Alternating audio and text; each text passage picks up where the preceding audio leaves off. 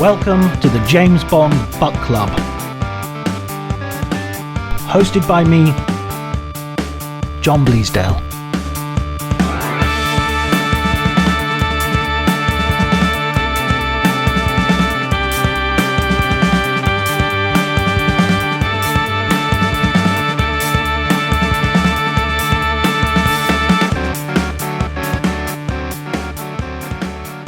Hello everybody and welcome to the James Bond Book Club. My name's John Bleasdale and today I'm delighted to be talking to Rob Paulk. He is a writer and novelist and I'm delighted to have him here to talk about the, now let me think, 8th Bond novel, 7th Bond novel, Goldfinger. Rob, lovely to have you here.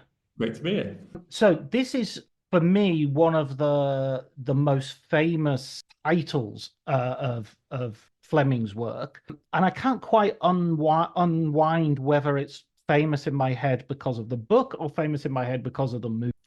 It's possibly a bit of both. I think Goldfinger, alongside Dr. No, which you presumably did last, is the one that sort of hits the Bond template, which became the film template and sort of stays there. To that extent, it's slightly less interesting than some of the earlier ones where he's still kind of deciding what to do with Bond, but he's found his formula and he kind of runs with it in Goldfinger. So it's in some senses the perfect Bond book and probably the perfect Bond film as well.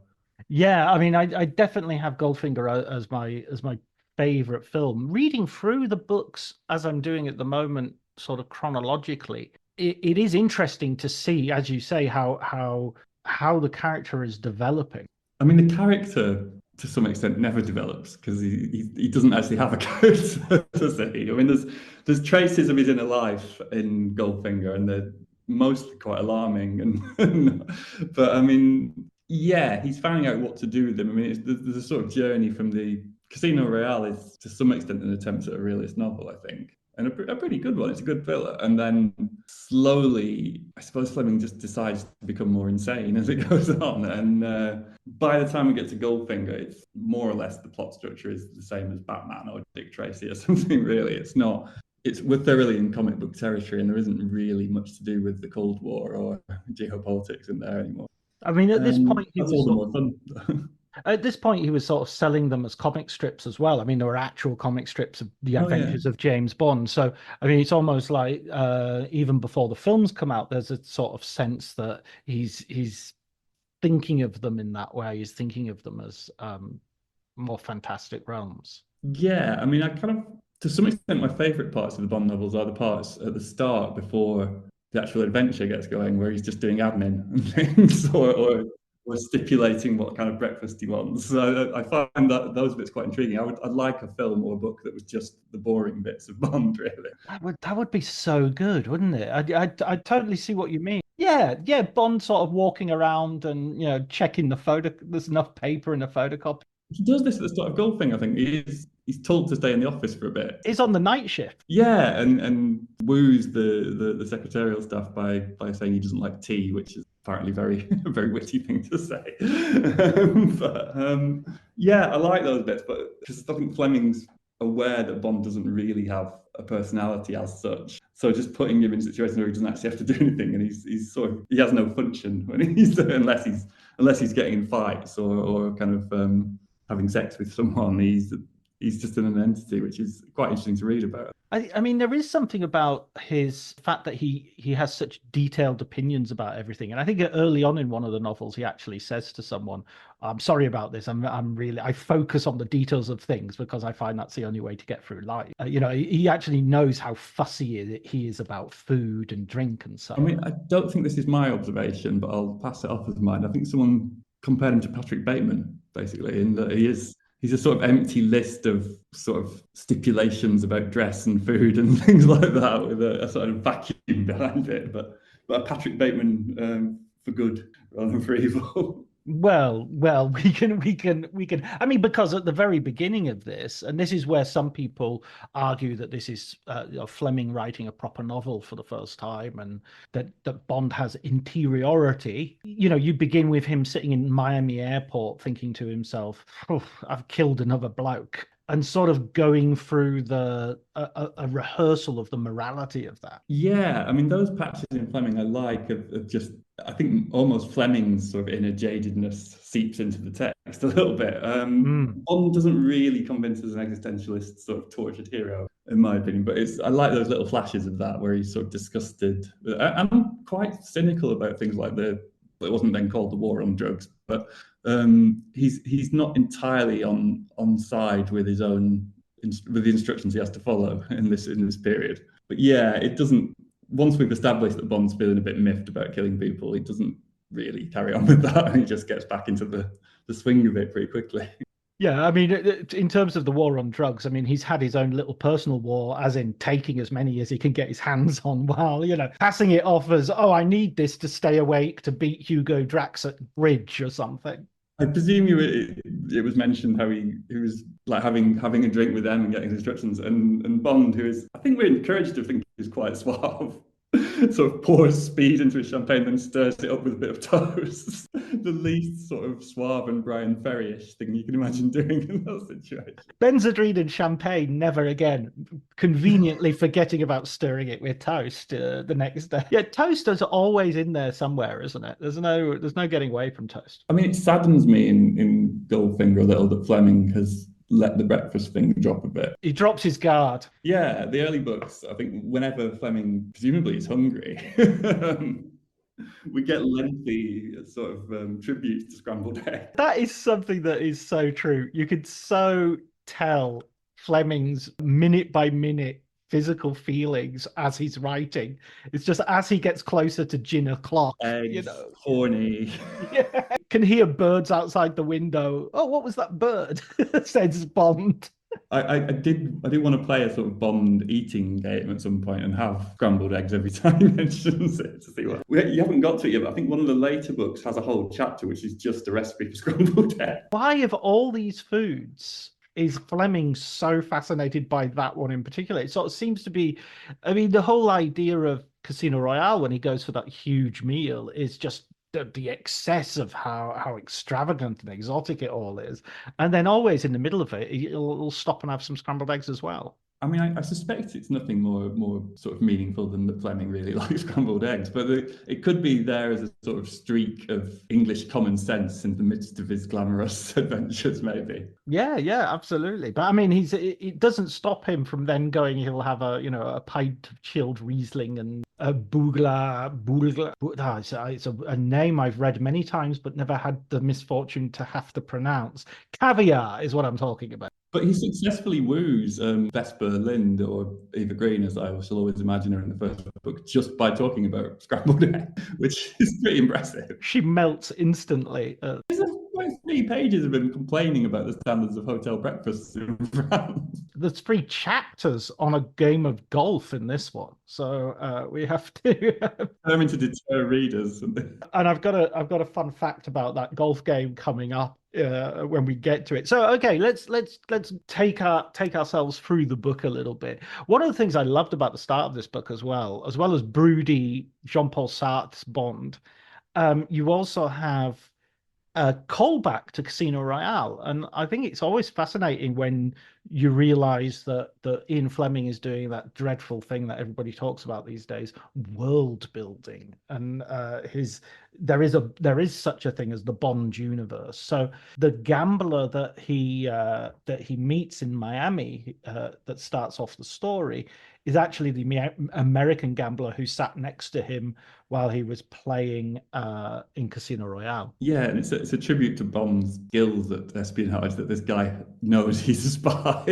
Also, it's curious that Bond seems to be able to do freelance spying in this one. Yeah, there are quite a few Bond books which begin with him doing favors for people and earning sort of significant amounts of money in the process. I don't know enough about real life espionage to know if that's accurate. If you could just go on and do a bit of spying for a private interest, but yeah, Bond too much. But it adds to the sense that Fleming had sort of had enough of politics or trying to portray a realistic Cold War environment by this stage anyway, and it's purely on the realm of sort of just kind of private evil rather than Yeah, I mean, to be fair, I think there's only really from Russia with Love that that it so far is really focused on the Soviet Union, and is really focused on the Soviet Union. It's even in the title. But the rest of them all seem to be much more about, let's go to America, let's go to hot places, let's go to places with sharks. From Russia to Little Love, and that's the one where they go to Turkey as well, isn't it? So that does feel like he'd done a fair bit of research into what was actually going on.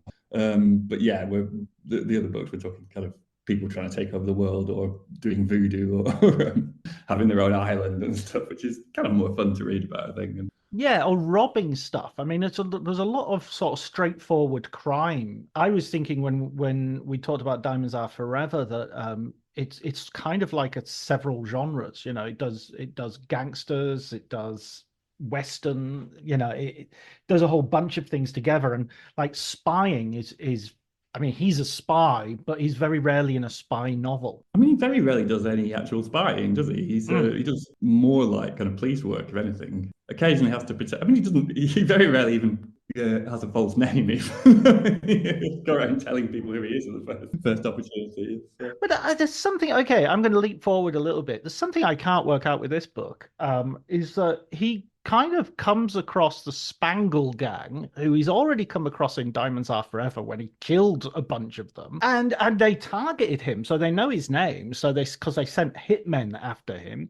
Oh yeah, that didn't occur to And he me. turns up in this working for Auric Goldfinger, and nobody says, "Hang on a minute, are you any relationship to James Bond, the guy with the English guy who kind of decapitated our leadership 2 books ago?" The thing is, Goldfinger already knows that Bond is spying on him and trying to sabotage it, and yet keeps him on side anyway. So it probably wouldn't make their intervention would make little difference. But yeah, you think they've had a word. They point it out to just because they are this is quite a risky deal that they're trying to pull off. If you would probably at least question the decision to work with someone who'd previously messed up your last evil scheme, wouldn't you? But No, but this time you promise to behave, Mr. Bond. I mean, to be honest, Bond, as we'll establish, doesn't do that much to prevent any of this. It's probably his least effective novel in terms of being a spy, I think. Yeah, I mean, there is a bit quite early on where he sort of says, sort of halfway through the book, "Okay, I found out how he does it." So essentially, the story is, well, we begin in Miami. We have a card game which is very similar to Moonraker. The setup for Moonraker, which is Goldfinger is cheating at cards, and an American tycoon hires Bond, sort of off the books, to work out how he's cheating. And Bond very quickly works it out, steals Goldfinger's girlfriend, or the girl who's working for Goldfinger, and sort of humiliates him and forces him to sort of lose all his money back, and then picks up his fee, has sex with the girl, and gives her the money in recompense for, as to show his largesse, I assume.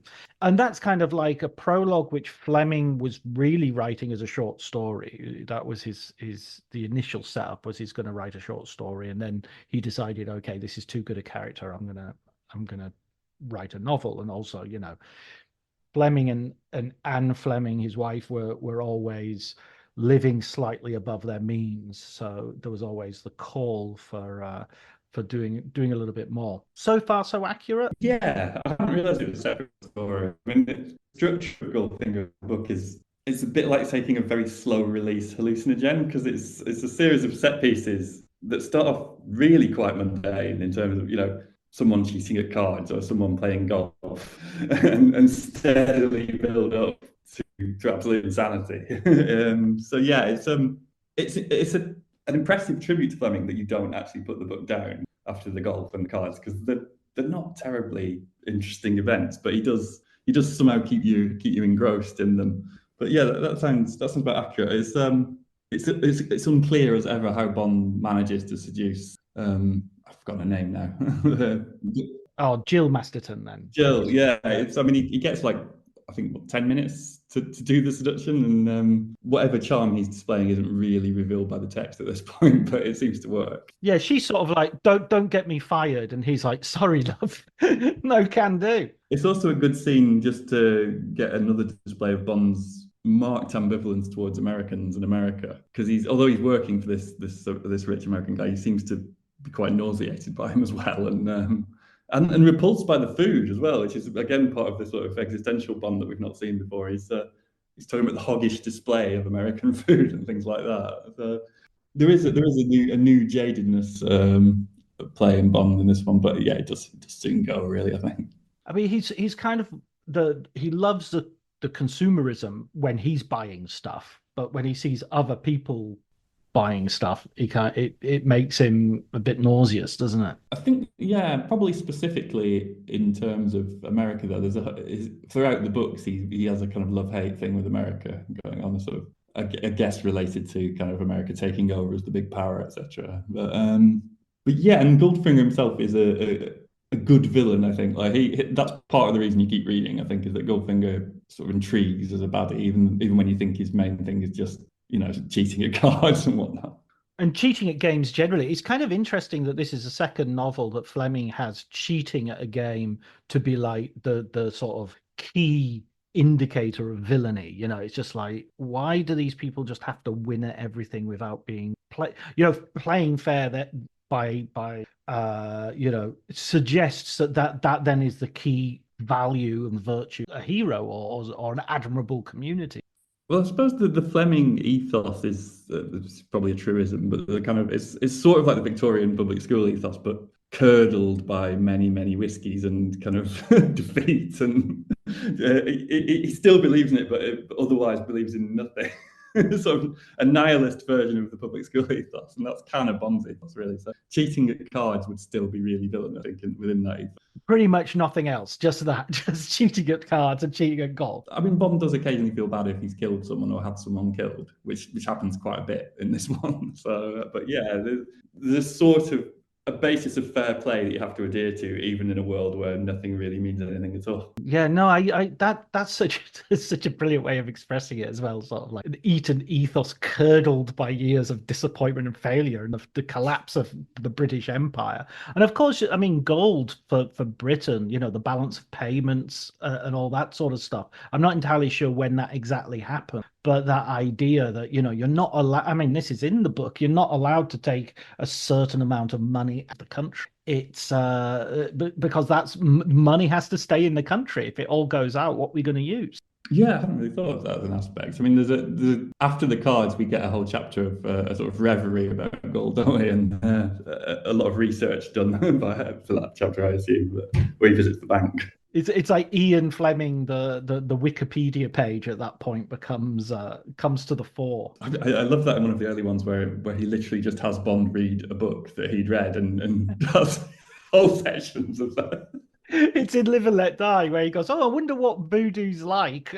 Chapter 3, what is voodoo like? Frequently asked questions. And yet somehow these are fun to read. There is some magic there.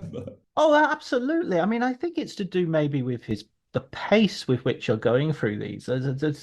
He's got a really good sense of when you're intrigued and when you're going to get bored, and he moves quickly on when you're going to get bored. Even golf, even cards can become sort of interesting. Even breakfast.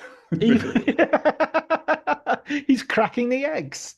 Oh God. Here we go, rubbing your hands together now we're on. I mean, it sort of is. It becomes fascinating just because it's written in the same way he would describe, a gunfight or a kind of seduction.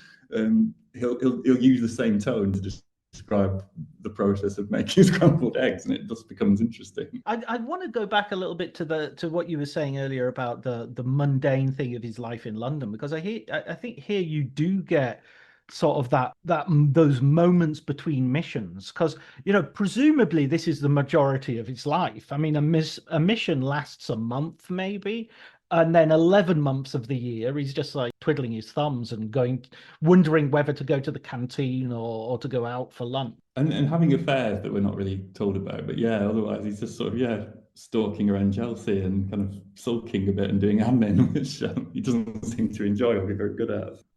He always perks up when given a mission. Yeah, exactly. Umberto Eco said, sort of broke down the structure of every single James Bond book, and it's basically it starts with him being called into the office and given a file, and but there's always that prelude where he's hanging around, going, What next? What do I do next?" Yeah, I mean, I think the films sort of brought in the idea that we'd get the end of another adventure and start on a thrill, which Fleming really kind of bravely, very rarely ever does. So we start with office work and games. Well, exactly. I mean, they turn him being sad in Miami into an action scene. You see the Mexican drug deal or whatever. I think they turn it into Cuba because he says, maybe he'll fund his revolution without heroin flavored bananas. He doesn't really have a Scottish accent in Goldfinger yet, I have to say. Connery or the book. Connery, he kind of hides it a lot more in the early films, I think, and then by the 70s, he's just using his own voice. But There was like people commenting on him having an Irish accent during those first films. We're going, why has he got an Irish accent? I'm not sure if that was people's ignorance as what exactly a Scottish accent and an Irish accent sounded like. it's sort of, I can see it. It's sort of indeterminately not quite English, but not. I wouldn't necessarily place the early Connery accent as Scottish. Yeah, I remember talking to someone about who was it? AJ Black, I think, who's written the book The Cinematic Connery, and he was saying how Connery has this odd way of talking where he refers to he uses the third person more than anybody else. He uses the sort of like one would like to play more roles of this kind, and you just sort of like it's oh wow, this sort of milkman from Scotland thinking this is how I should speak. This is sort of aspiring to sort of speaking proper. Yeah, more so than Bond himself does, by the sound of No. it. Bond is relatively classless in his speech patterns, I think. Yeah, he doesn't have he's I mean it's that thing of being English but not English, isn't it? He's sort of like been all Mm. over the place and he doesn't he likes to get away from England as much as possible, like Fleming himself did with GoldenEye. So yeah, we have this wonderful sort of glimpse into the life of Bond without the, Bond at home, so to speak, with his sort of Mrs. Miggins and what have you. I'm also interested in these first novels as well, how little Miss Moneypenny is in any of them. She's very much a more cinematic invention You than get told a lot that she's desirable as a sort of Homeric term for her every time she enters. But yeah, they flirt slightly, but there's not really much call for her in these ones. No gadgets, also. There is one in this. Maybe gadget. I'm using the term way too readily, but he does have knives in the heels of his shoes. Sounds like a Paul Simon song. Sounds like a vicious Paul Simon song. But that is, I was actually sort of surprised that that's kind of one of the first times I've noticed him having a gadget that actually works in the plot. He's given stuff in other I think, oh, where is it? From Russia with Love, I think he has something in his case which he uses as well. Yeah, but I think Goldfinger in the film was the first time that they had the kind of classic Q briefs him and gives him various exploding bits and bobs scene that all the other films have kind of dutifully had in as well. But there's doesn't really, from memory, seem to happen that much in the books. It's we're more left to Bond's own kind of instincts and brute force and cunning than machinery, really. But Yeah, no, absolutely. I think you're right. And I think, I'm halfway through the books now, and I think Q as a character really doesn't come in that much. I mean, there's a sort of what do you call it? A sort of general there's I can't remember the name of the sort of officer, but there's a quartermaster. There's a quartermaster who gives him stuff and everything, but he's only identified as Q a few books in. yeah, it feels a more filmic sort of innovation and more perhaps related to the 1960s than the 1950s. It's a sort of a space age thing that maybe Fleming was less, or the 1950s in general were less trying to do. It's yeah, it works more as a visual thing, just having stuff exploding, I guess, and the kind of futuristic surroundings, but doesn't seem to be much. I mean, there is also that sense that I often think this is something, and this you'll be able to tell me about this as well, being yourself. But Fleming had famously would say, "I write, for 2 or 3 hours, and then I go back and I write for another hour in the evening, and I never go back and read what I've written, and I never correct it." And I sort of think, that explains a lot about your stories and things, because somebody who would reread and rewrite something would go, oh, I know what, I need something in chapter 2 to help it get out of this room in chapter 6, which is essentially what the films do. They give you, they probably have a placeholder scene with Q, and then they hit the problems in Act 3 and think, okay, let's go back and give him some stuff to help him with, in Act 3. Yeah, I mean, it's not the done thing, I think, to never look at one's own prose. Generally speaking, in creative writing classes, etc., one is advised to occasionally edit and read your own work. Yes. Is that something you do as well? Yeah, all the time. I mean, it's a miracle that Fleming is readable and good if they were just first drafts. I think maybe an eagle-eyed reader would be able to detect at what point a gin bottle has been in a day, but it does explain the way they do have a mixture of kind of. There are some knockout lines in Fleming, like occasionally real patches of really good writing mixed with sort of place-holding thoughts, basically a lot of the time, and first impressions and stuff, but. Yeah, it reads like a talented person writing in a hurry a lot of the time, but that sort of fits the pace as well. It would get bogged down a little bit if they were as good as Chandler or something. Yeah, I totally agree with that. I think there's a sort of fluency, and there's an element where I think he was a little bit embarrassed by his novels, and he wanted to. The way he sort of explained them to other people was by how little care he took with them. Which is not to say I necessarily believe he took that little care, but the fact that he had his elder brother was a very successful novelist and very much sort of. A serious novelist compared to Ian Fleming makes me sort of think that he kind of sabotaged himself a little bit in order not to be compared. But also, it's a very English thing to kind of not want to be seen to be making an effort. If you tell everyone that you wrote a book in half sloshed in a couple of afternoons, then you're going to get more praise if it turns out to be actually quite good. So yeah. Who else does that? I mean, Stephen King, I think, always has a thing of sort of how much he writes. I mean, I'm sure he goes back and reads some of his stuff. Although the fact that he's written so much makes me wonder. And not only has he written so much that I assume he reads, but he's also read so many other novels by other people, judging by the quotes that he puts on the back of them. yeah, although sort of trade secret, you don't always have to read the stuff you get quoted on. But Shocked. I'm shocked. I'm interested to compare Fleming's technique with Woodhouse and Chandler, actually, as the sort of the triumvirate of first half of the century popular writers in some sense. And I think Fleming's the less sort of skilled as a sort of sentence maker out of the three of them, but I assume Woodhouse didn't do tons of revision, or very much also as a job, which probably helps. The weird thing is, though, Woodhouse, I remember him in an interview sort of saying, people always say that I just throw in the same plot. I really spend ages worrying about my plots and getting them exactly right. And, Well, you don't see any sort of continuity errors, really, do you? And they do. They are very tightly written. They may have similar themes, but it's almost like a sitcom writer where, he has to do it all in 30 minutes, and someone new turns up and they have three different problems and they have to have three different solutions. And, if you can get them all in the same place at the same time at the end, all the better. Whereas I've read Goldfinger twice now, and I'm still not sure I could fully summarize what happens in it. Just on a level that it's an odd thing with Bond because I sort of don't read them for the plot, even though without the plot there's not much else. Like I couldn't tell you how the evil scheme is supposed to work, or you just sort of take it on trust as you read it. I couldn't analyze it too much, and I'm not sure it would withstand that much analysis in terms of the mechanics about how it's all supposed to work, etc. But sort of drawn along with the thrill rather than actually thinking this makes sense at any point. Well, in that case, what are you reading it for? What are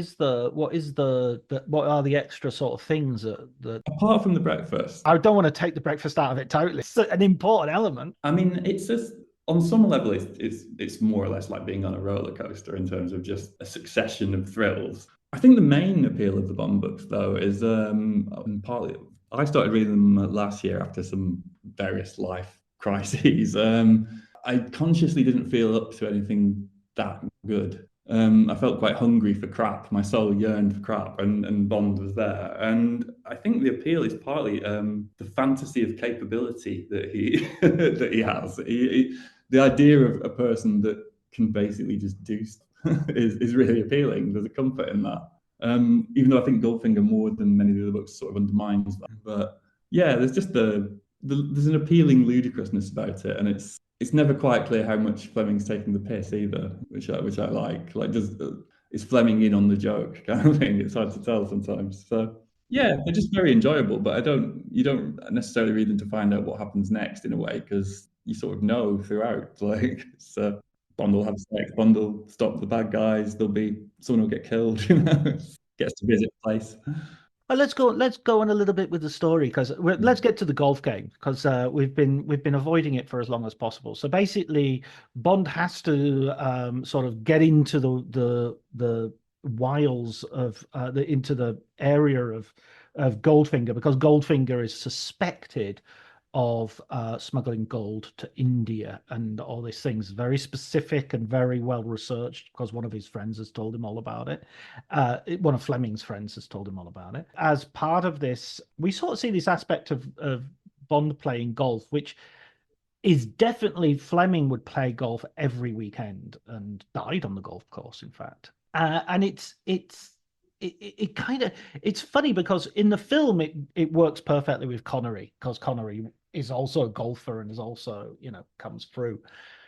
But I never really think of Bond as a golfer for some reason. So a casino, yes, but golf, it's like Bond playing tennis. It's an intrinsically suburban game, I think, and Bond isn't a suburban character, although he sort of is as well. I mean, he's in no sense part of the kind of the urban counterculture. He's a square in some ways. So it just kind of suits him, and I think they do observe the guy who works at the course says that he doesn't see as much of Bond as he'd like, because Bond's busy being a spy and stuff. But yeah, it does sort of make sense that he'd like golf, because he hasn't really got an inner life.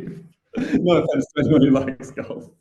Life and death is a game, and then when you're not out in the world playing the great game, according to Kipling, you're playing other games just to keep your hand in, I guess. Yeah, I mean, he's an unusually well-adjusted or unusually badly adjusted child, really, isn't he, Bond? So it's hard to tell how well-adjusted he is. He's either eerily sane or just so traumatized as to not have any feelings whatsoever. But I think it says this might be actually in the golf scene, something about how danger was the atmosphere he thrived in or something. He couldn't relax unless he was in danger or something. It's just fucked up. I mean, They hit me with a hammer. It's the only way I'll be happy. And the thrill seeking takes him as far as golf. But I mean, and also having a very strange swing, apparently. That's one detail which links him to Ian Fleming once more. We mentioned earlier the cheating that Goldfinger does, and he's sort of hoisted by his own petard when Bond exchanges one of the balls and makes him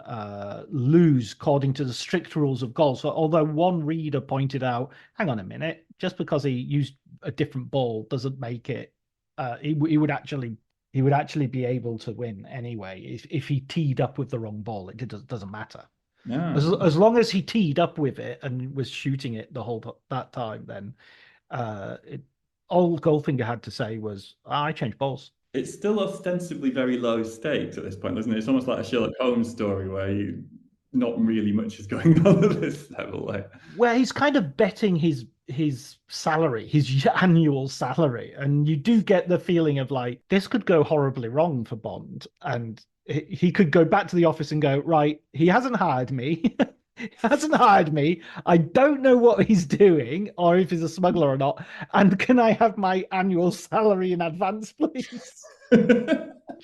He's already on the raw side of M, because he didn't donate the money he won last time to the orphans fund. Wasn't particularly professional with the whole cards business, really. Exactly. So he's already on, gambling again, Bond. Well, guess what? No, we're not going to help you out in this case. We have to talk about something that when you were saying what you see in Bond, what you get out in Bond, I had a chill moment when I thought this was going to be your answer. But But racism, we have to talk about racism. Yes, there's a lot of that.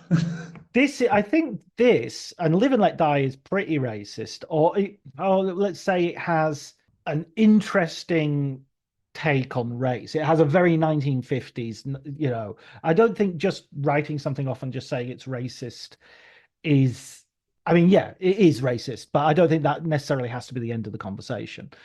Here, It's a different type of racism, I think. The Bond novels that have kind of black people in it are a sort of paternalistic racism, in that he did live in Jamaica and presumably socially interacted with black people, but it's not really from a position of disdain. It's more just almost an unconscious belief that there's a hierarchy here. Whereas in Goldfinger, there's deep loathing of Korean characters. the Koreans specifically, he says, on the ladder of sort of evolutionary development, he would put them lower than the mammalians. Yeah, and Goldfinger himself, does the book kind of qualify him by saying he's not supposed to be Jewish? No, he is supposed to be Jewish. Oh, yeah, oh, bloody hell. Yeah, yeah, yeah. He is supposed to be Jewish, and Auric Goldfinger, shares the name of Erno Goldfinger, the architect, the brutalist architect, who was, famously in love with concrete much more than he was with gold. So there, in many ways, I would say that actually Fleming seems to consciously try not to be anti-Semitic. Yeah, I thought that he actually added a qualification saying Goldfinger isn't actually supposed to be Jewish. I don't know where I must have misread that, because otherwise it might seem a bit much. Yeah, I think he mentions it, but he mentions it so much in passing that it would be easy to forget. I mean, there's a funny story about Erno Goldfinger wanted to sue. Ian Fleming had never met the architect, but he knew of his name because he had a mutual friend, and the friend had given him the name, and he thought, "Oh, brilliant! I'll use that name. Fantastic!" And wrote this novel. And pre-publication, Goldfinger found out about it and said, "Okay, I'm going to sue." And Fleming offered he would put an errata in the books because the books had already been printed, saying, "Oh, the name Goldfinger has been used here, but unfortunately there's someone who's called this name. So I'm going to change it to Gold Prick." This is a true story. And because of Mr. Goldfinger's discomfort, then Gold Prick will be the name of the character, obviously with the idea that if Goldfinger's being such a prick, then I'll call him Gold Prick. You'll all know about it. But I kind of understand, if I was a real person, I would, and with such and a person in the public, realm, I don't know if I want to be a Bond villain. I don't think I would be flattered by it. I mean, he's a good villain, but he's not. I mean, he's explicitly described as hideously ugly. He's pushy and doesn't know the social cues, and he's obsessed with gold, which is I would argue it's a fairly anti-Semitic portrayal, really. Right, right. Even though we do kind of like Goldfinger by the end, I think, but it's certainly not a flattering depiction. I'm actually surprised that he does say he's Jewish, because I really thought that Fleming had made the decision to say actually no, he isn't, just because it would be a bit much. But yeah. Yeah, no, I'm afraid to say, once more, Ian Fleming disappoints us on the. No, here's an idea in terms of the Korean thing. Goldfinger thing, definitely, that anti-Semitism is there. I think he doesn't mention him being Jewish because he doesn't want those anti-Semitic tropes to be so blatant. I think they're there, but I think he doesn't want him to be, I mean, this is the late 1950s. It's 1958, so it's not. It's no longer pre-war. It's no longer, people know about the Holocaust. It's no longer that sort of you can just get away with being racist anymore, or even racism is just. It's not even racism. It's just how we think about stuff. With the Korean stuff, I was thinking he's very specifically giving that to Bond as an attitude. Are we supposed to go, Jesus Christ, Bond's really off the, I don't know we're supposed to think he's being very admirable in that. There's no kind of sort of close third person, is there? He actually says, in Bond's opinion, they were closer to apes or whatever. So yeah, maybe I'm making a mistake in thinking we're supposed to endorse Bond's worldview. Fleming Fleming was down as claiming that Bond was rather to his left in terms of his opinions and stuff at one point. So, yeah, I think, I mean, we'll get to it later, but there's the whole thing where Bond essentially blames gayness on women's suffrage, which one assumes wasn't Fleming's view. Maybe it was. I don't know. I mean, this is the thing: is I think if you there's one part of me that says, well, this is a really interesting way of historically understanding 1958 and sort of looking at 1958. Obviously, any time is not a homogenous viewpoint. Every time has got lots of different people having lots of different ideas, but there are sort of prevailing cultural norms. And when you write a book, presumably partly you're writing to those cultural norms, partly you're trying to go ahead, partly you might be even going backwards, who knows. But I get the sense with this book that there are elements which are like that, but there's also elements which are clearly marking Bond out to be someone who is old-fashioned, for instance. I think he's not supposed, he's not supposed to be, oh, here's someone to admire. And it's a little bit like Dirty Harry. You look at Clint Eastwood wearing that jacket with those elbow patches, and he's supposed to be unfashionable. He's not supposed to be with it. Yeah, it's probably, I mean, certainly I don't think kind of, opposition to women's suffrage was even a common view in like very right-wing circles in 1958, was it? It was it's partly, I think, Fleming just having fun and being outrageous, rather than just sort of passively revealing his own prejudice. But also, yeah, Bond is slightly more helpless in this book as well. There is one where this is one where there's a sense of him as less capable and possibly a bit lost in the world that he's in. So yeah, it goes with that. He doesn't do actually much until the last chapter. He's pretty unsuccessful throughout this book, and goes around kind of blundering into situations and being quite lucky in his choice of adversaries, really.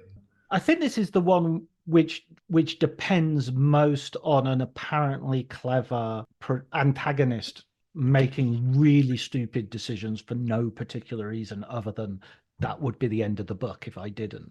And then wildly oversharing them with Bond and telling Bond exactly what he's doing, right? Yeah, this is the Doctor Evil. This is where Doctor Evil is invented in this book. I mean, he could have just shot Bond pretty much as soon as he realized that Bond was spying on him. The whole thing would have been done. But there's no reason for him to keep him alive and bring him on side. You've got a smelting furnace right there. Even his teeth wouldn't survive. Even his dental records would be of no use. And then, although we'll get to it, we do it, but they're kind of nursing him back to health in a normal hospital for no real reason. Then bringing him alongside in this fairly risky endeavor. And just that idea that he's going to use him as a secretary is just like, couldn't you just like hire a secretary? I mean, he wasn't the spy. Yeah, no, not one who's obviously trying to foil everything I do.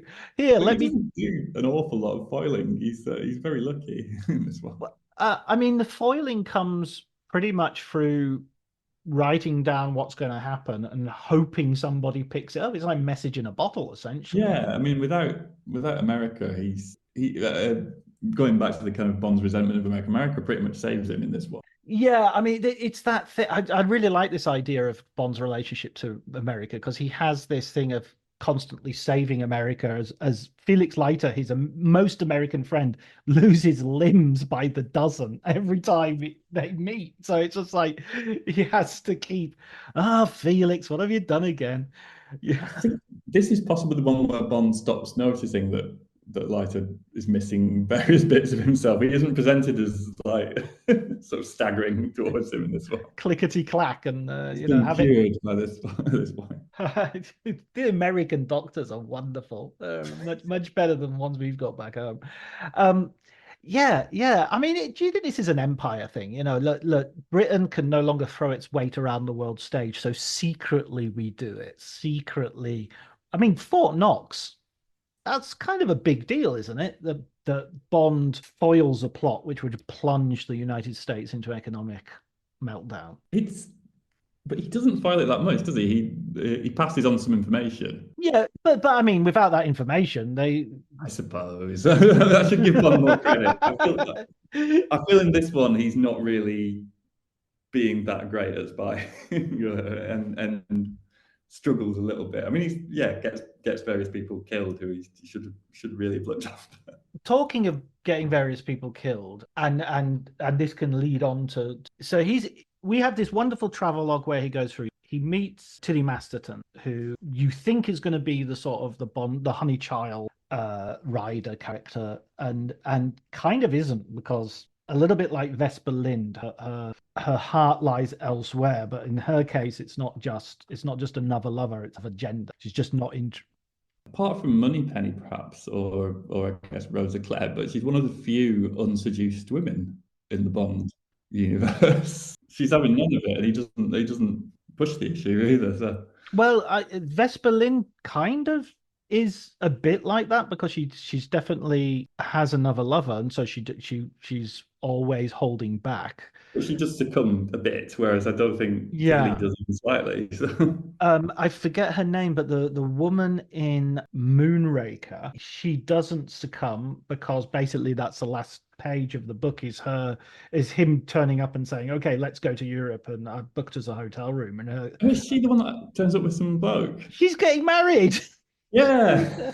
Yeah, I don't think Fleming would let that happen in the later books. Yeah. I think you could do that once, but otherwise you start looking like a sad sack if that's happening to you every single time. I'd actually forgotten that happened. So the idea of Bond as kind of irresistible has sunk in to the extent that my brain had blanked that out.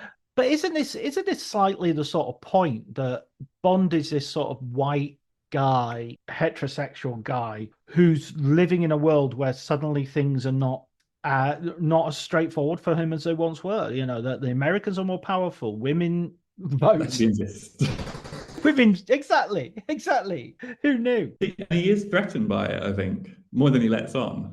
And yeah, there's a sort of quite petulant scene where he's talking about how he almost feels sorry for these sexual misfits, but doesn't want anything to do with them.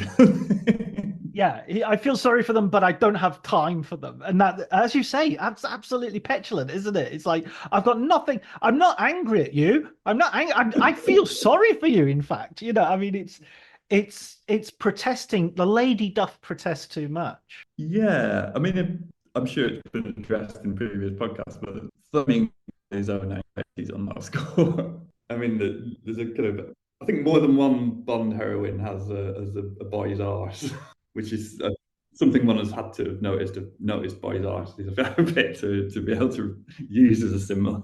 So.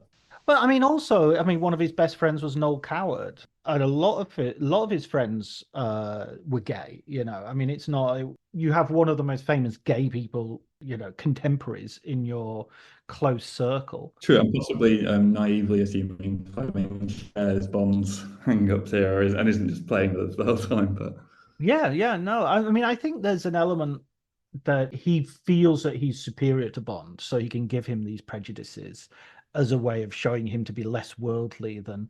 But there's also that thing of being very worldly, and so having opinions like this because you're worldly, because, you know, specifically like the anti-Korean racism. It seems like, I've chosen a racism that might surprise you. I mean, how close was it to the Korean War? This. Oh, good point. I wondered if it was just a reflection of that, and he'd chosen it as just a convenient baddie to have. Yeah, Korean War is 50 to 53. So yeah, no, I mean that makes perfect sense. That it would definitely be on the radar. And of course, you'll also have, you know, the Japanese in the Second World War, the Japanese March of Death and things like that, which will have fueled that general racism towards Asians. I mean, racism doesn't tend to be too discriminating, except obviously by being discriminating. Yeah. By being discriminating in another sense of the word. Indiscriminate discrimination. Yes, precisely, perfectly put. Okay, so, I mean, and the funny thing is, I was reading about this book earlier today, and somebody commented This is one of the first James Bond books where he actually shows some humor and uses as an example him bossing Oddjob around by saying chop chop. I'm thinking, oh, this is hilarious. I mean, that's one of the nicer interactions with.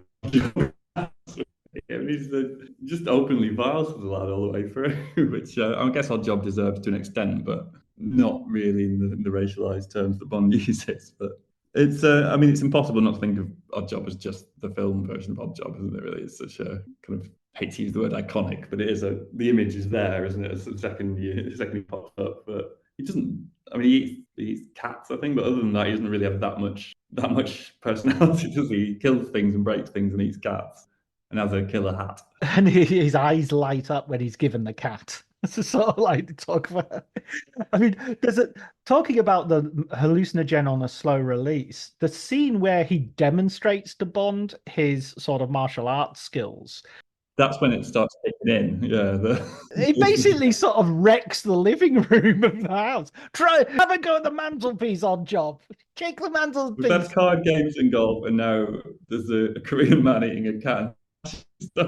That's the point. He's like, oh, I'm in now, yeah, and it gradually gets madder for every single chapter. Well, I mean, you have the circular saw instead of the laser, which is going to dispatch Bond, and already there as well. You're going. This is like a silent cinema. This is like a cross between Looney Tunes and sort of a 1918, melodrama. And a sort of deeply pathetic ending to that, in that he just changes his mind. Absolutely, the sort of like, I could work for you.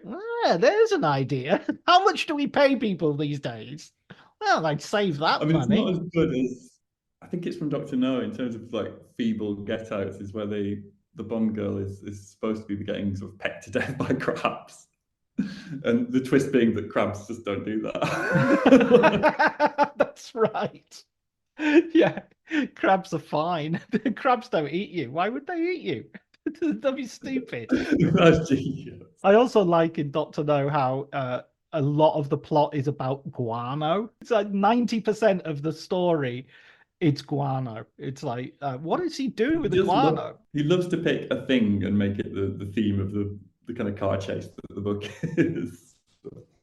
Big chunks of undigested guano research or gold research. So we get to Operation Gland Slam in the United States, and we get to reunite with gangsters once more, which is something, even though two bunches of these gangsters come from theaters of operation, which Bond has actually been active in, Harlem and Las Vegas with the Spangle Boys or Spangler Gang or whatever they were called.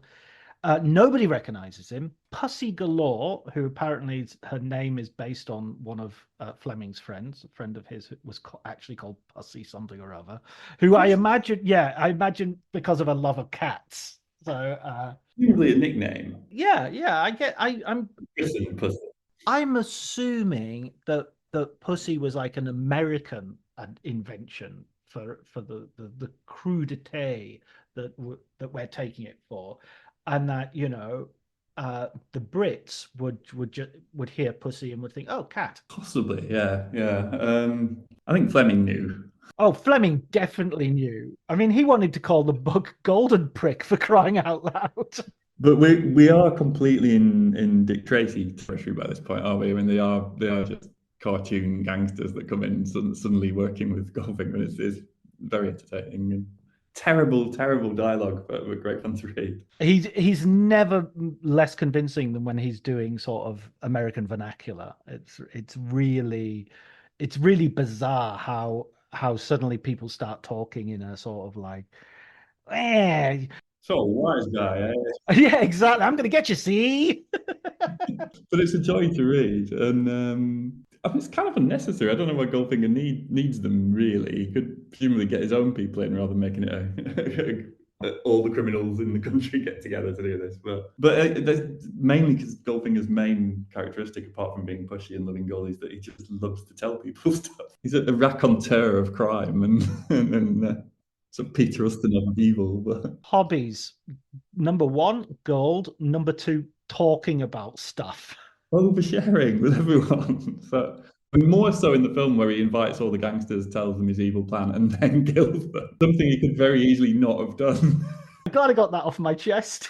Be back in 5 minutes. Kill them all. Completely needless, but makes him easier to foil, I think. But yeah, he's yeah, Goldfinger just been a sort of Wagnerian villain, and Pussy Galore is one of the better parts of the book. I think she's one of the more memorable Bond heroines. She's so outrageous, and I just absolutely love the way her and Tilly Masterton just hit it off straight away because they're both lesbians, so why wouldn't they? You know, I mean, there's no sense of like you could be homosexual and not immediately fancy someone who is also homosexual. It's just like, no, this is Them aside, it's a bit of a sausage fest though. You can see why the sparks would fly. Plus it's a stressful situation. Like, I just quite like the way she's magnetized as well. Masterton is just like, oh, you know, I mean, the sheer power of lesbianism. You know, it's like a Looney Tunes cartoon or Who Framed Roger Rabbit. It's like eyes pop out as soon as she sees her. It's also just nice to see Bond sort of left out for once. Like, sitting there like Mick Jagger in the photo where Alan Delon and Marion Faithfull are talking. Waiting for someone to ask him what's the meaning of his cocktail so he can explain it to them. None of his breakfast talk matters anymore. Cruel indifference of the world comes back. Which might explain why later on in the book, when Tilly Masterton died, he's passed over so briefly. I mean, there's a real sense of he spent more time worrying about a Mexican drug dealer at the beginning of the book than he does about one of the main characters dying in his under his watch. After he's previously more or less got a sister killed as well. Yeah, I guess that's the fact that family's over. Yeah, he doesn't really mind, does he? He's just like, oh, poor bitch.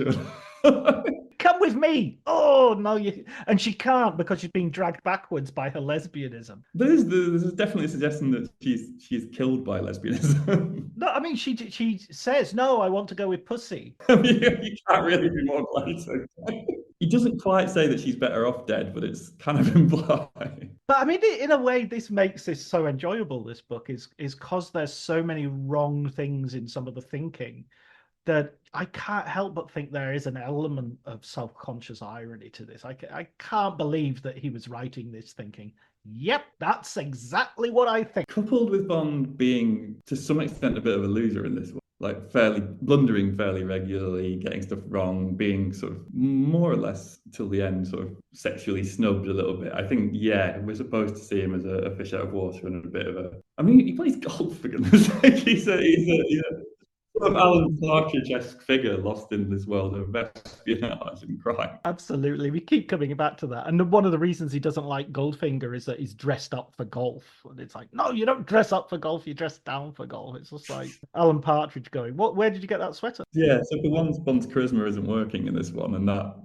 I think that taps into his sense that, yeah, he doesn't really understand the world anymore. And the thing is, he also sort of, as you say, you know, he doesn't much foil the plan. I mean, he foils the initial bit, but lets the villain go. And if you know anything, already Fleming has sort of imprinted this template that if the main villain goes away, he's going to come back. It's not, you know, it's not like, oh, maybe we'll catch him. He's going to come back in the last chapter, and that's exactly what happened.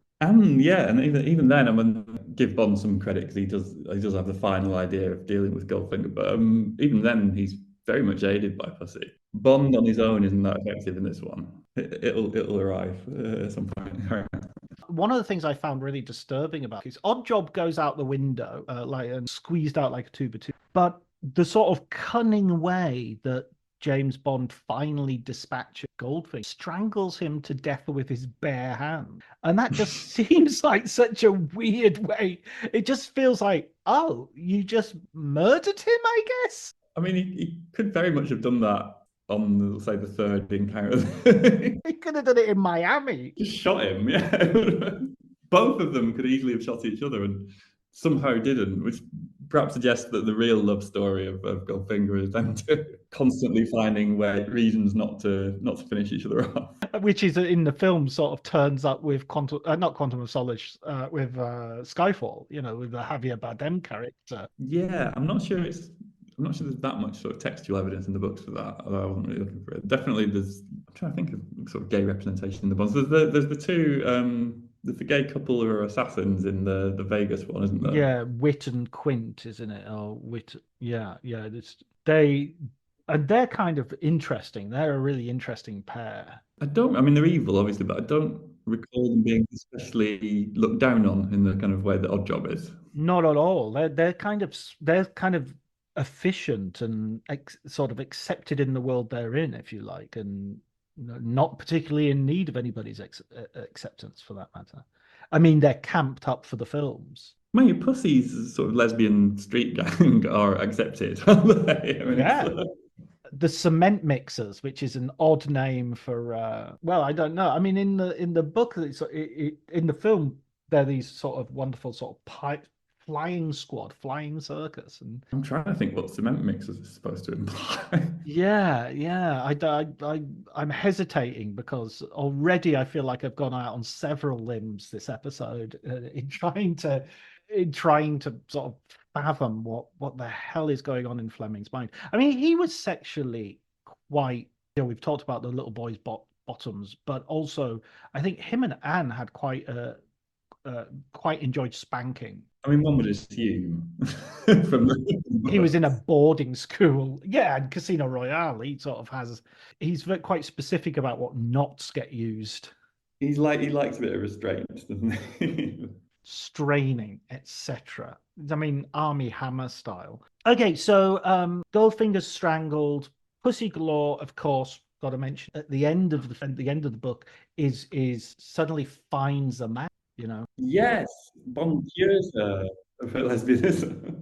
I don't endorse that, by the way. That was Again, I kind of find it worse in the film than I do in the book. I find the film's kind of much more, I don't know. It makes it much more acceptable, whereas in the book it's so ludicrous you can kind of go with it. yeah, and it's hard to think. Although I don't know, he seems to. I was going to say Fleming doesn't take it that seriously, maybe, but I think you sense that his heart does bleed a bit when he tells the kind of almost uniform sort of abuse stories that they all have. They read like he's being sincere there. I mean, if you knew someone whose partners consistently had horrific backstories, you'd probably wonder what was going on there. But it's presented as pretty benign on Bond's part. He just magics away all the trauma. But Until they either disappear before the next novel comes up or they die. I mean, people leave him. That's what's another thing that's interesting in the books. Like between Diamonds Are Forever and the next book, Tiffany Case just says, I've had enough of you, and gets married to an American airman and leaves him. And he's sort of left a little bit, I mean, he's a little bit more puppyish than he is in the films. He's a little bit more needy and romantic. possibly it fades away a little bit in the books. The early ones more so where he's like capable of getting his heart broken and stuff. I think he's kind of going through the motions a little bit in the later ones. But although I've not got the one from a woman's point of view yet, I think that's next on my list. I can't remember what it's called. That Spy Who Loved Me. Yeah, The Spy Who Loved Me. She's fantastic in many ways and none of them good. Okay, let's talk about our 007 things we learned from reading Goldfinger. We've missed out the entirety of the actual plot. What plot? You told me there wasn't a plot. No, I mean Goldfinger's. Oh, Fort Knox. Well, he talks Yeah. about it so much, I feel it's unnecessary for us to go into it in depth. What do you? Okay, go ahead. Tell me what you've got. Oh no, I thought you might have suggested. And to tell you the truth, I get a bit mixed up with his plot and with the plot in the film because I think they're both different. Isn't there like a nuclear bomb involved in The one of book them? is slightly better, I think, in that there's the lie about sending everyone to sleep in the area. Yeah, that's quite a good chilling little bit. Other than that, I'm not sure there's that much. There's the film, the experience of watching the big let's spoil the baddie bits is quite dull. I think sometimes it's easy to drift off and just watch it on a level of explosions rather than a sequential series of events. But It has a best bomb disposal bit I've ever seen in he just just bashes it. he just no he wants to pull the wire out and somebody just grabs his hand and then turns it off, just flicks a switch. He can't work out which wire to cut. Even in this film, he's not a great spy. Exactly. And the countdown of the timer stops at 00007 007. So that's a lovely visual joke. I really like that. That's done very well. I think that's always the bit in the movie that I realize this is my favorite Bond movie. So it's always that It Jack is going, wonderful. And I think of the books, Goldfinger, maybe not the most fun to read or the best one, but it's sort of the gold standard of Bonds, really. It does the things that Bond does, this book does better and more fully than the others. But I found myself missing some of the eccentricities of the early books. it kind of travels more as well. It has like three major locations rather than, Moonraker has one location and Diamonds Are Forever has sort of two, and Is it Moonraker like Kent or something? it's all in Kent. This it doesn't leave Kent. I like that more though. There's a sort of quirkiness and a lower budget feel, whereas this one, I don't know if he'd actually started selling the rights or anything, but it feels written with blockbuster in mind. Oh, I think he had it in mind to sell the rights of these books very early on. I think this as soon as he starts thinking they're a series. Funnily enough, he thought that this was going to be his last book because he just thought he'd done it. He had no more to do with the character, and he said, I'll do short stories from now on. And in fact, the next book he did was a series of 5 short stories for Your Eyes Only. But it's interesting that this feels a little bit like a blowout. I mean, we're reading it and going, he's got the template. Now he can just plow on with as many as he likes. But he actually felt this, I'm done. This is the last one. It sort of makes sense, although we'd have never had Blofeld if he'd stuck to that. But I mean, I wonder about his villains because his villains are all very similar. I mean, they've got brilliantly different names.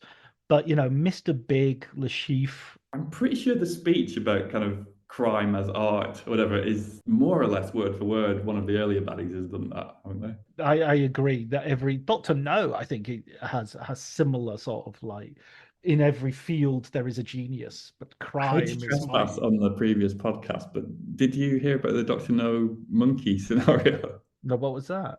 The initial script that was commissioned by Aeon for Doctor No was rejected because the script writers brought in the innovation that Doctor No was going to be a capuchin monkey. Was this when they wanted like the Beatles to be in it or something? It was pre-Beatles. I think it was 62, Doctor No, but they wanted Doctor No to be revealed as a monkey. Which, if the producers hadn't turned that down, that would now be what we expect from Bond film. What animal will be next? Who's been cast?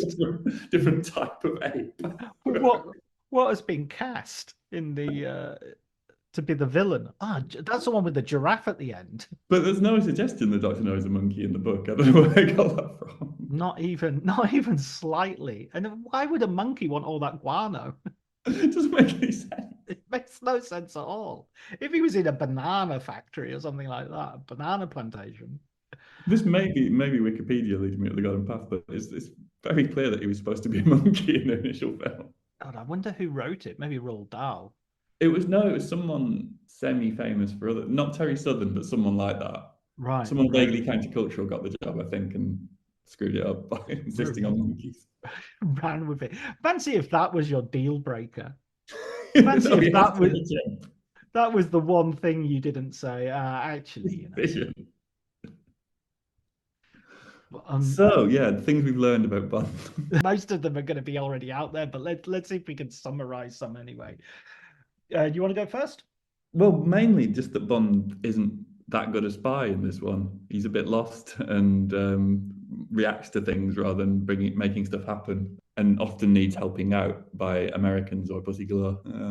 I think that actually you don't have the benefit of having listened to previous episodes because I haven't released them yet, but I think that is a real theme throughout, is that he's much more of a passenger than he is, he's a secret passenger rather than a secret agent. Yeah, and as I said, I was drawn to them because I was, feeling quite hopeless about things, and that sort of fantasy of being good at stuff, which is definitely there as part of the experience of reading it. But yeah, closer inspection reveals he's adrift and a bit lost and doesn't really understand the world as well as he thought he did. Yeah, his superpower is luck, and I think that's why games are so important. That he's luck. That he just thinks, I'll just trust to luck. I mean, one other thing that really differentiates the books from the films is how often James Bond goes, "Oh shit, I'm going to die," and really thinks, okay, this is it. I'm going to die. And in this one, I'm going to put this as my number two. The circular saw approaching his private parts, I'm assuming. It feels like, he really starts to think about torture, and he really thinks about, how long will I survive this, and how, I will break down at some point, but I have to hopefully try and die before I do. There's a wonderful sequence, I can't remember if it's there or later in the book, where he's wondering about going to heaven and how he's going to cope with all his dead ex-girlfriends. Which is a fair point. I mean, that's actually theological, isn't it? That's actually where Yeah. Fleming and Saint Augustine sort of the Venn diagram suddenly crosses. I think he reassures himself by saying that heaven would presumably be quite big, and there's no reason that if they didn't bump into each other in London, say they wouldn't. The presumption in which he's also going to go there after all the killing Oh, and yeah. such, I'm going to strangle one more person, and then I think I'll be okay. I think I've got one more in me. Okay, what about another one? Well, I'll count my torture as number two, because I think that torture scene is quite funny. Number three. I guess that, although I'm sure we already knew this, that Bond has some kind of psychosexual issues and stern views related to these. And this is in terms of other people's sexuality. It is, although I guess the aforementioned saw edging towards the genitals could well be taken in a Freudian way, but yeah, he's not quite as understanding of the world and as secure in his ability to pull everyone as he was in previous books. Blames that ultimately on women's suffrage. I mean, it's kind of weird as well. There's a real contradiction in the fact that he sort of has to think, I want to live a life which free of morale or sort of common garden bourgeois morale. I mean, it feels to me like the first books are very much inspired by the second one, in the sense that everybody knew they had a good chance of dying. So let's just get married early, or let's just have sex and not worry about it, because who knows what's going to happen. So they have that freeness about before the 50s and back but before the 60s. And here you get the feeling that the 60s are sort of creeping in, and he's suddenly realized, oh, wait a minute, I'm not sure I want everybody to have my freedom. The start of Bond's sort of Philip Larkin era, I guess. Of like Yeah, I was just resenting. exactly. I was just thinking about that line from, the what do you call it, the first Beatles LP. Yeah, and that's almost. I mean, and Bond famously in the film of Goldfinger is not impressed by the Beatles. Yeah, without what do you call it, earmuffs. Earmuffs. I mean, there's bits in the books where Bond was talking about the bungaloid world, and he doesn't have a lot of time for the suburban middle classes, and yet his value system, apart from that he kills people and has sex with anyone in the moves, is much the same as theirs. It's kind of unclear what Bond is fighting for a lot of the time. Yeah, no, I mean, he's like somebody who really likes jazz but votes for reform. Yeah, I mean, he does quite like jazz, doesn't he? It's revealed in the earlier novel. That's one of the few windows into his taste. But I think what I would go with here is a real sense of capitalism as being a thing that Bond still feels sort of keenly concerned with, and Fleming does. That there's this whole notion of what are we going to base money and economics on, and gold is this thing that is there, but where that is not proving the most stable form. And as we go into this new period, it's not always going to be, one promissory note will equal £1 of gold physically in the bank. That feels like and it feels like something that's already probably. yeah, and it's not unequivocally pro-capitalism, the book, is it? I mean, he's sniffy about people who are openly involved, openly want money, and doesn't trust America and so on as an overtly capitalist place. So there's I guess Bond is sort of feudal, I guess, in his in his worldview, really. But so yeah, there's that streak of sort of kind of right-wing near anti-capitalism in there somewhere. Yeah, he doesn't want people in his golf club necessarily, and it doesn't matter how much money they have. Yeah, if they wear the wrong shirt. Wrong pair of trousers. I mean, that's the whole thing that we were talking about with the anti-Semitism with Goldfinger, is the idea that maybe Goldfinger is trying to assimilate too much, and that's Yeah, and brash and pushy, and doesn't know the codes that the Bond knows. Give him too much of a pass on that, maybe. That it's Anti-Semitism. Well, I sort of missed it in that I read it and thought this would be quite anti-Semitic if the character was supposed to be Jewish, but then my evidence is I seem to remember him coming out of Germany because he was being persecuted with his race, and that possibly. But I thought I may have just skimmed that bit, but I think it was unclear exactly where he was from. There's a suggestion he might be Polish or something, and kind of not sure. But yeah, I think they play it down a bit while also not really playing it down that much. Yeah, they play it down in terms of sort of nominally, but at the same time, all of those tropes are kind of the structures of anti-Semitism are there, even if the target himself, it's not necessarily clear is supposed to be Jewish. But it's I think Bond is aware that the Nazis are supposed to be the baddies, so he doesn't like to get too into that. But bless him, he gets that right. We have a point that I should have said in the earlier bit, but so going back to the passivity thing about how that explains why Bond only sort of feels at ease with the sort of experts who know a lot about everything, and it's not because they're kindred spirits; it's because he doesn't know shit about what's going on at all. He needs people to explain stuff to him all the time. Well, that goes with him being a sort of empty vessel. And he seems to be someone who's really convinced by the last person he's spoken to. He's supposed to be St. George, isn't he? There's a recurring St. George theme, but in this one, kind of really hopeless St. George who kills women by mistake. He is responsible for the death of 2 women in this particular book. I mean, Tilly's sort of questionable, but yeah, he doesn't put all his energy or attention into helping her and making sure she's okay. Yeah, because she's gone to the dark side, hasn't she?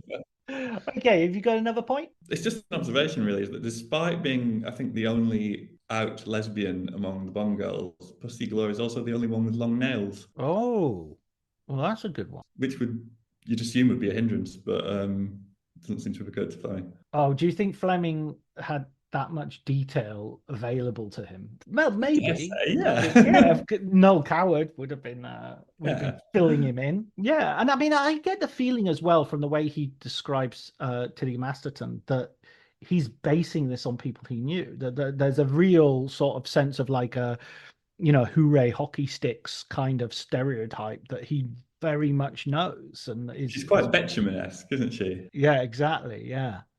So that it's not just him saying, I've heard there are lesbians out there. It's like, oh no, this is my cousin and this is somebody else from, that I've actually met and know. And I feel dreadfully sorry for them. Although she's physically described. I mean the nail thing was a cheap gag, to be honest, but she is physically described as more sort of feminine than most of the Bond girls in her appearance and stuff. Whereas most of them are fairly androgynous, the Bond women.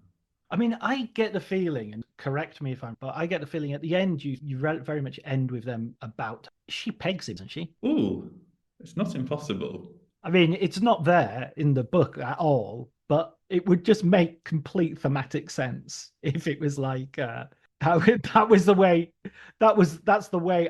You want to cure me? I'm going to cure you. Because he is fairly girly in a stereotypical way in this book, in terms of needing to be helped out of situations and being passive and stuff. It's for the time he fulfills those stereotypes, certainly.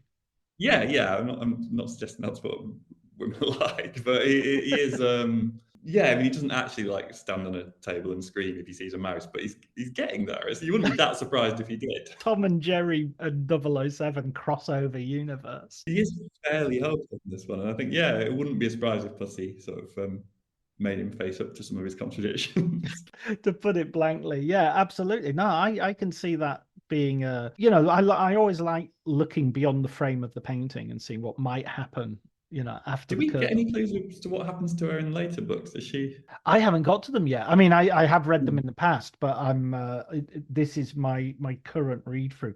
No, I don't think we do. I think she turns up in like one of those Bond novels written by somebody else. I think she turns up maybe in like an Anthony Horowitz novel or something like that. I'm not 100% sure she wasn't due in jail actually after. And she has been involved in quite a lot of crimes. I think she's been doing crimes on on a regular basis. So yeah, there's no exemption for having gone on to Bond's side at the end, is he? But yeah, she's probably in jail for the rest of her life. Yeah, I don't know. He'll put a good word in for her somewhere along the line.